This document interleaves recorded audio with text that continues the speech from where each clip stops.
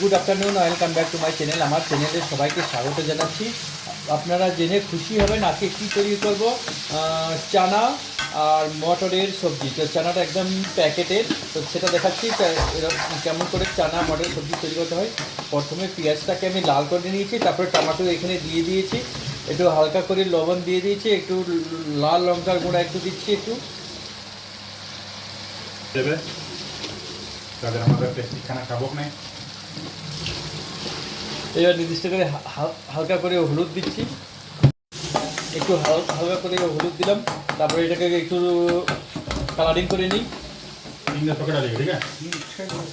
দেখতে পাচ্ছেন এখন প্রথমে আমি একটু সাদা চানার কাবলি ছোলা দিয়ে প্যাকেটটা ওখানে ঢেলে দিলাম।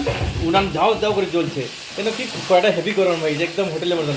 আবার ঢেলে দিলাম, আবার একটা চানার দোকান ওইটা বুলেট মটরটা ঢেলে দিলাম। তাহলে কাবুলি ছোলা আর মটরের সবজি কেমন করে বানাতে হয় তো দেখুন বন্ধুরা, এটা সব রেডিমেড তৈরি, জানেন তো, এগুলো তো ডাব্বাতে থাকে। আমি এইবার ডাব্বার সঙ্গে পরিচয় করে দিই। দেখতে পাচ্ছেন এটা মটরের প্রসেস পিস, দেখতে পাচ্ছেন একটা সুন্দর করে ডাব্বাটা, এখানে সব মশলা দিয়ে মটর তৈরি থাকে। আরেকটা দেখাচ্ছি আপনাদের, এই যে কাবলি ছোনা যেটা। তো ফাইনালি বন্ধুরা এখন আমার সবজি তৈরির মুখে হয়ে গেছে। এখানে বেশি কিছু করতে হয় না, রসুন, পেঁয়াজ, রসুন, কাঁচা লঙ্কা এটা মিক্স করে আর একটু টমেটো দিয়ে দিলাম, লবণ মশলা দিয়ে দিলাম আর ওটা ছেড়ে দিলাম। তো ফাইনালি আমার মশলা তৈরি হয়ে গেল। দেখুন বন্ধুরা,